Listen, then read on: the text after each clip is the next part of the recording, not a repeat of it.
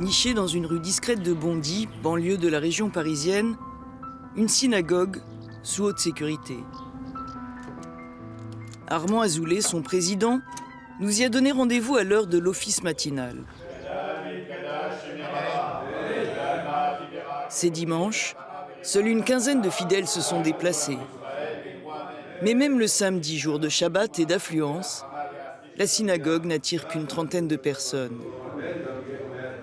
Armand Azoulay a tout fait pour raviver la vie communautaire. Le lieu de culte est aussi au cœur de la vie sociale des familles juives de la ville. On a fait beaucoup d'investissements sur le caractère général de la synagogue. On l'a rafraîchi. On a fait beaucoup d'activités qui permettaient aux gens de pouvoir revenir.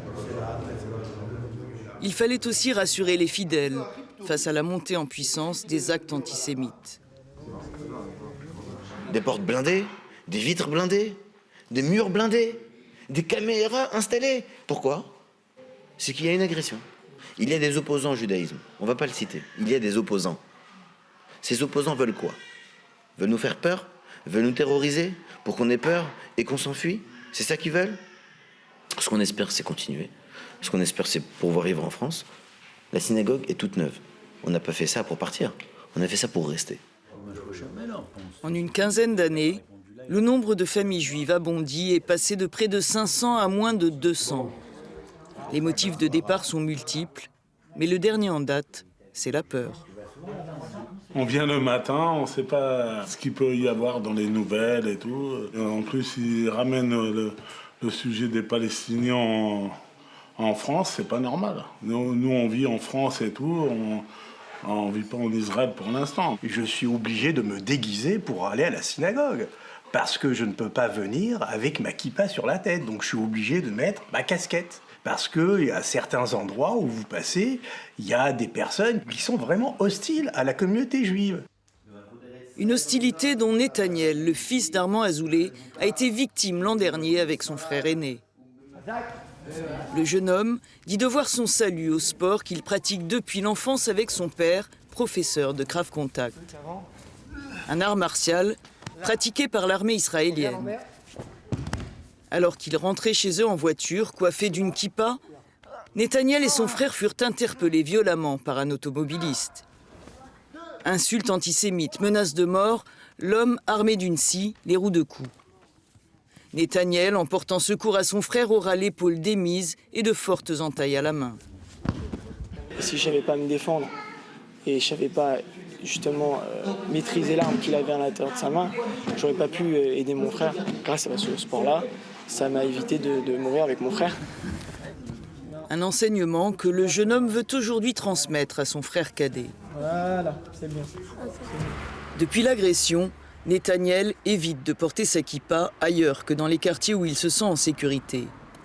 Comme ici, dans le 19e arrondissement de Paris.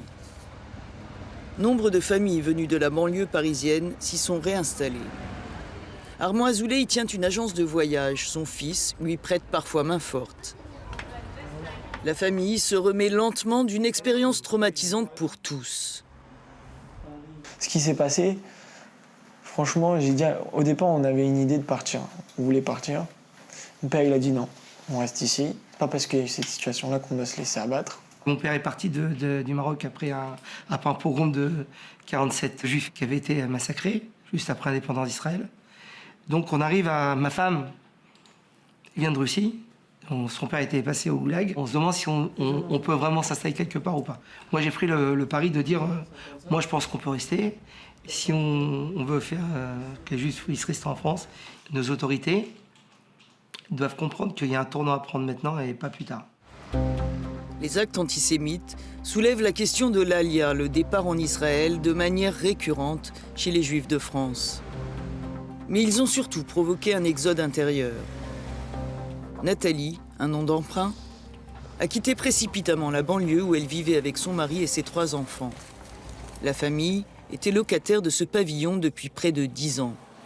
Voilà, je reviens presque un an après et c'est là qu'on s'est fait cambrioler. On dormait, ils ont tout volé, cassé la moto de mon fils, volé la moto du premier, enfin un cambriolage quoi. Et Même pas un mois après, dans le parking, qui est juste situé là, quoi, même pas à 10 mètres de la porte d'entrée.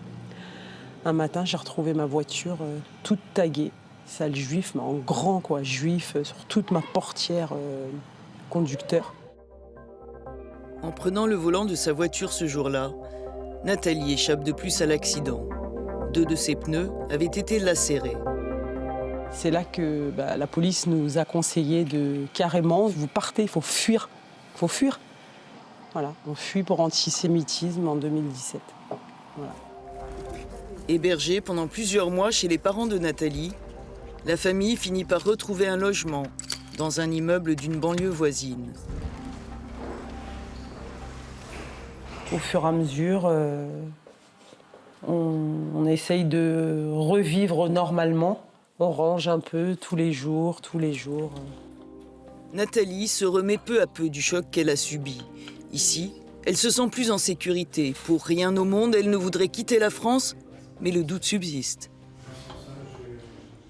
Bien sûr, nous sommes de confession juive, mais avant tout, on est français, quoi. Au début, quand on m'a dit « Vous voulez qu'on vous aide pour faire l'Alia, partir en Israël ?» J'ai dit « Mais non, mais... » Ça veut dire que non seulement on fuit notre logement, mais en plus, il faut tout quitter, tout laisser. Moi, j'ai 20 ans d'ancienneté où je travaille. Mon mari, les enfants, leur sport, il n'y a pas longtemps qu'ils sont rentrés dans la vie active. Mais on n'a pas la langue, on n'a pas de métier là-bas, on ne part pas comme ça. Puis vous voyez, plus le temps passe, et puis avec les autres faits divers qu'on entend dans la presse, je me dis peut-être que si, en fait, ils ont raison. Je pense qu'un jour ou l'autre, on finira par partir.